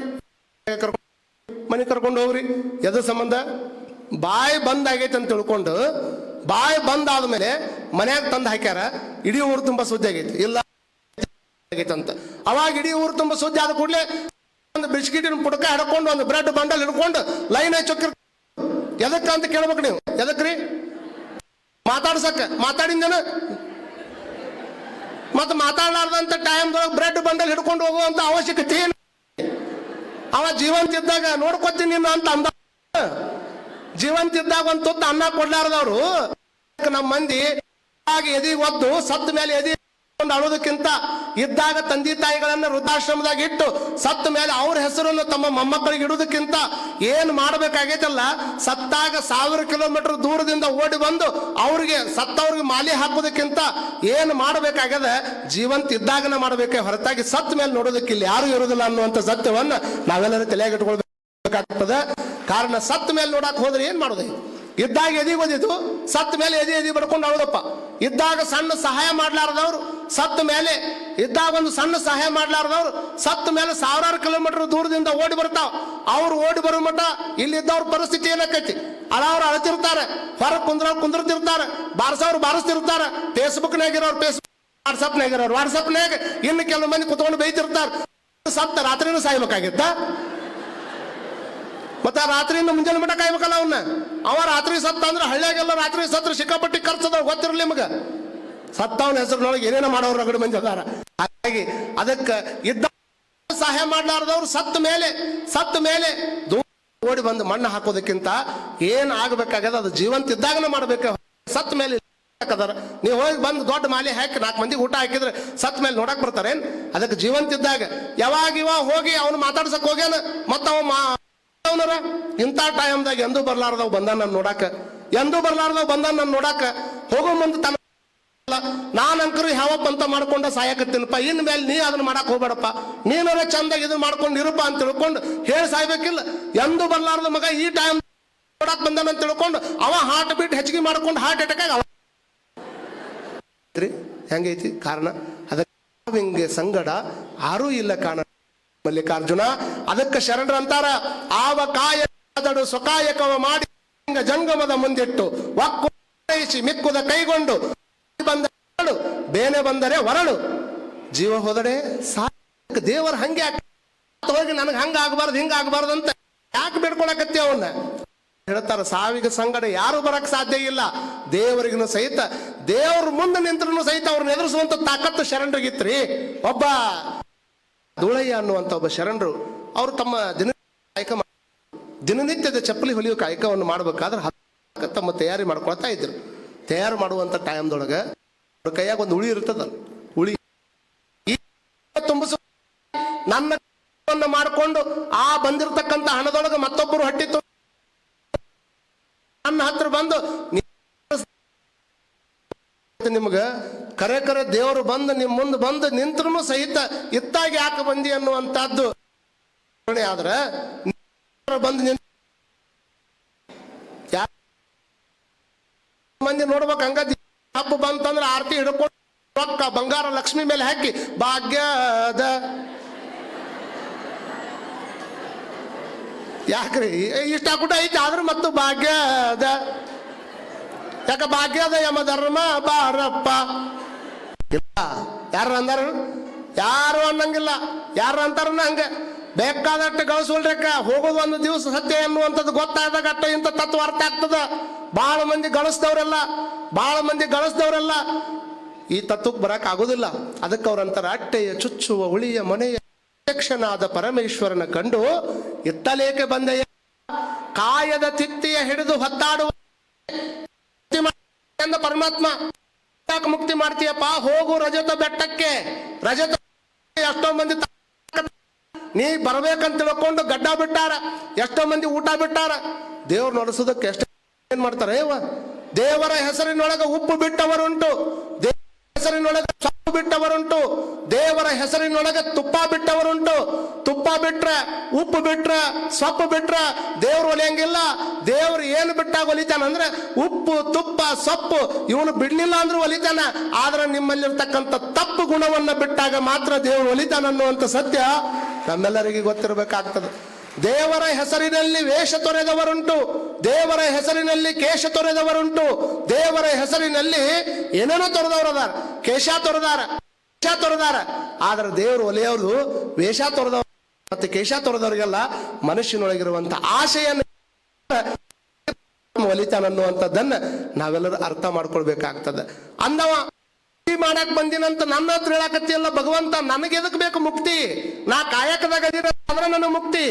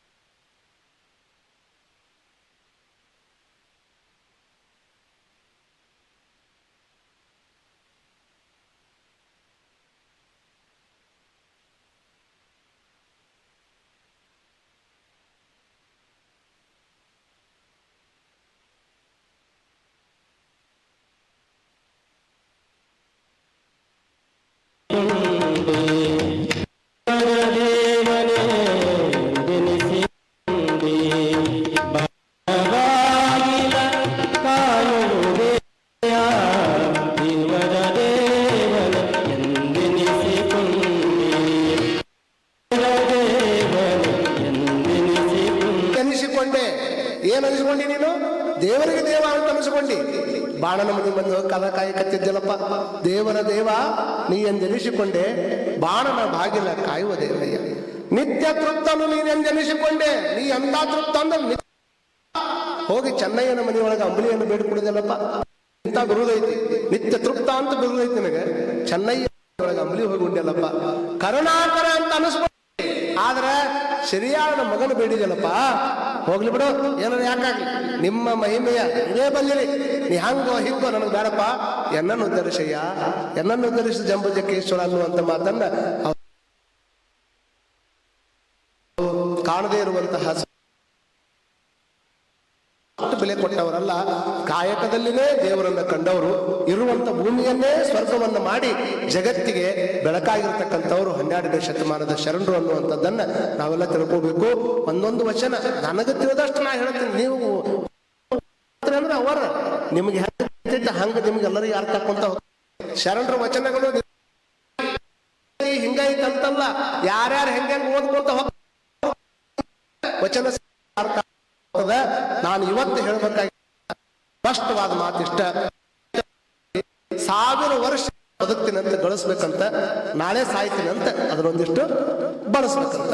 ಗಳಿಕೆ ಮತ್ತು ಬಳಿಕೆ ಮಧ್ಯದೊಳಗೆ ಒಂದಿಷ್ಟು ತಿಳುವಳಿಕೆ ಇಷ್ಟಿತ್ತು ಅಂತಂದ್ರೆ ನಮ್ಮ ಜೀವನ ಬಹಳಷ್ಟು ಸಾರ್ಥಕ ಆಗ್ತದೆ. ನಿಜವಾದ ಶ್ರೀಮಂತಿಕೆ ಅಂದ್ರೆ ರೊಕ್ಕ ಇಟ್ಕೊಂಡು ಕುಂತವ್ರಷ್ಟ ಶ್ರೀಮಂತ ಅಂತ ತಿಳ್ಕೊಳಕ್ ಹೋಗ್ಬೇಡ್ರಿ. ಕಾರಣ ಏನು ಅಂತಂದ್ರೆ ಸಂತ ತುಕಾರಾಮರು ನಿಮಗೆಲ್ಲ ಒಬ್ರು ಕೇಳಿದ್ರು, ಗುಡಿಸಲ್ದಾಗ ಎಲ್ಲ ಕಳ್ಕೊಂಡು ಇದ್ದಿದ್ದೆಲ್ಲ ದಾನ ಮಾಡಿ ಬರಗಾಲ ಬಿದ್ದೈತಿ ಪುಷ್ಕಳ ಬಿದ್ದೈತಿ ಅಂತ ತಿಳ್ಕೊಂಡು ಮನೆಯಾಗಿರೋ ಜ್ವಾಳ ಒಯ್ಯಿ ಬರಿ ಅಂತ ಮಂದಿ ಹೆಂಗಂದ್ರ ಸಿಗತೈತೆ ಇಲ್ಲ ಅಂತ ತಿಳ್ಕೊಂಡು ಯಾರೊಬ್ರು ಊರಾಗಿದ್ದವ್ರು ಯಾರು ಕೊಡಕ್ತಾ ಇರಲಿಲ್ಲ. ಇದ್ದವ್ರು ಕೊಡೋದು ಬಹಳ ಕಡಿಮೆ, ಎಲ್ಲಾರ್ದವ್ರು ಕೊಟ್ಟಿದ್ದ ಉದಾಹರಣೆ ಭಯಂಕರ ಐತಿ ಜಗತ್ತಿನಾಗ. ಇಲ್ಲೇ ನಮ್ಮ ಕೊಪ್ಪಳದೊಳಗೆ ಒಂದು ಕುಣಿಗಲ್ ಅನ್ನುವಂತ ಊರೈತಿ. ಆ ಕುಣಿಗಲ್ನೊಳಗೆ ಹುಚ್ಚಮ್ಮ ಚೌಧರಿ ಅನ್ನುವಂತ ಹೆಣ್ಮಗಳು ಕನ್ನಡ ರಾಜ್ಯೋತ್ಸವ ಪ್ರಶಸ್ತಿ ಬಂದೈತಮ್ಮ ಆಕೆಗೆ. ಮೊನ್ನೆ ಟಿವಿ ಒಳಗೆ ನಿಮ್ಮ ಮೊಬೈಲ್ ಒಳಗೆ ನೋಡಿರ್ಬೇಕು. ಆ ಕುಣಿಗಲ್ನೊಳಗ ಹುಚ್ಚಮ್ಮ ಚೌಧರಿ ಅನ್ನುವಂತ ಹೆಣ್ಮಗಳು ಒಂದು ಸ್ಕೂಲ್ ಬರ್ತದೆ. ಸ್ಕೂಲ್ ಬಂದಂತ ಟೈಮ್ನೊಳಗೆ ಆ ಊರ ಒಂದೊಂದು ಎಕರೆಗೆ 2 ಕೋಟಿ ಅದಾವೆ. ಸದ್ಯ ರೋಡ್ನಾಗ ಕೊಪ್ಪಳದ ಮಕ್ಕಳಿಗೆ ಐತದು. ಹಿಂಗಾಗಿ ಮೈನ್ ಸೇರೆ ಇರೋದ್ರಿಂದ ಬಹಳ ದೊಡ್ಡ ಬೆಲೆ ಅದಾವ ಭೂಮಿ. ಹಿಂಗಾಗಿ ಯಾರು ಭೂಮಿ ಕೊಡಂಗಿಲ್ಲ. 2 ಎಕರೆ ಭೂಮಿ ಬೇಕಾಗದ, ಅವ್ರು ಯಾರು ಕೊಡ್ತೀರ ಅವ್ರ ಹೆಸರು ನಾವು ಇಡ್ತೀವಿ ಅಂತ ಅಂದಾಗ ಯಾರು ಮುಂದೆ ಬರಲಿಲ್ಲ, ಯಾರು ಮುಂದೆ ಬರಕ್ ತಯಾರಾಗ್ಲಿಲ್ಲ. ಹುಚ್ಚಮ್ಮ ಬಹಳ ಸಾಲಿ ಕಲ್ತಿಲ್ಲ, ಹೆಸರು ನೋಡ್ರಿ ಹುಚ್ಚಮ್ಮ. ಹುಚ್ಚಮ್ಮ ಅಲ್ಲಕ್ಕಿ ಹುಚ್ಚಮ್ಮ, ಎಲ್ಲಕ್ಕಿಂತ ದೊಡ್ಡಕ್ಕೆ ಅಂತ ತಿಳ್ಕೊಬೇಕು ನಾವು. ಆ ಹುಚ್ಚಮ್ಮ ಎಲ್ಲರೂ ದೊಡ್ಡ ದೊಡ್ಡ ವ್ಯಕ್ತಿಗಳು ಇದ್ದವ್ರು ಊರಾಗ ಯಾರು ಮುಂದೆ ಬರ್ಲಾರ್ದಂತ ಟೈಮ್ನೊಳಗೆ ನಮ್ಮೂರಿಗೆ ಒಂದು ಸ್ಕೂಲ್ ಬಂದದ ಅಂದ್ರೆ ನಾನು ಕಲಿತಿಲ್ಲ ಅನ್ನೋ ಮಾತ್ರಕ್ಕೆ ಮತ್ತೊಬ್ಬರಿಗೆ ಕಲಿಯೋದಕ್ಕೆ ಅನುಕೂಲ ಮಾಡಬಾರ್ದಂತ ಎಲ್ಲಿ ಇಲ್ಲ. ಹಾಗಾಗಿ ನನ್ನ ಗಂಡ ಹೋದ ನಂತರದಲ್ಲಿ ನನಗಿರೋದು 2 ಎಕರೆ ಬಂದದ. ಆ 2 ಎಕರೆಯನ್ನು ರೋಡಿಗೆ ಹೆಚ್ಚದ, ಅದನ್ನ ನಾ ದಾನ ಮಾಡ್ತೀನಿ ಅಂತ ತಿಳ್ಕೊಂಡು ಆ ಊರಿನ ಸ್ಕೂಲ್ ಕಟ್ಟ 2 ಎಕರೆ ಭೂಮಿಯನ್ನು ಇಷ್ಟ ಕೊಟ್ಟು ಬಿಟ್ಟಿಲ್ಲ. ಮತ್ತೆ ಆ ಹುಚ್ಚಮ್ಮ ಅಷ್ಟೆಲ್ಲ ಕೊಟ್ಟು ಅದ ಶಾಲೆ ಒಳಗನ ಬಿಸಿ ಊಟ ಏನ್ ಮಾಡ್ತಾರಲ್ಲ ಹುಡುಗರು, ಆ ಹುಡುಗರಿಗೆ ಅಡಿಗೆ ಮಾಡೋದಕ್ಕೆ, ಆ ಬಿಸಿ ಊಟದ ಅಡಿಗೆ ಮಾಡೋದಕ್ಕೆ ಚಾರ್ಜ್ ಹಾಕಿನ ಅದಾಳ. ಆ ಅಡಿಗೆ ಮಾಡಿದ್ದಕ್ಕೆ ಪಗಾರ ಎಷ್ಟು ಬರ್ತೈತಲ್ಲ ಅಷ್ಟ್ರೊಳಗೆ ತನ್ನ ಮನೆಗೆ ಬಳಸ್ಕೊಂಡು ಮತ್ತೆ ಉಳಿದಿದ ಅದ ಸಾಲಿ ಕೊಡ್ತಾಳ ಅಂತಂದ್ರೆ ಹುಚ್ಚಮ್ಮನ ಶ್ರೇಷ್ಠತೆ ನಮ್ಗೆಲ್ಲ ಅರ್ಥ ಆಗ್ಬೇಕು. ಅರ್ಥ ಆಗಿದ್ರೆ ಅವ್ನು ಜೋರಾಗಿ ಚಪ್ಪಾಳೆ ಹಾಕಿ ತಟ್ಟಬೇಕು. ಹಿಂಗ ರಾಗಡ ಮಂದಿ ದಾನ ಮಾಡಿದವ್ರು ಇಲ್ಲಿ ನಮ್ಮ ಮನೆಗೆ ಭಾಳ ಮಂದಿ ಸಿಗ್ತಾರೆ. ಭಾಳ ಮಂದಿ ಕೋಟಿಗಟ್ಟಲೆ ಮಾಡಿದವ್ರು ಸಿಗ್ತಾರೆ. ಕೊಡ್ಬೇಕು ಅನ್ನುವಂಥ ಭಾವನೆ ಬೇಕಲ್ಲ. ಹಾಗಾಗಿ ತುಕಾರಾಮರು ಒಂದು ಮಾತು ಹೇಳಿದ್ದಕ್ಕೆ ಪುಷ್ಕಳ ಬಂದದ, ದುಷ್ಕಾಳ ಬಂದದ.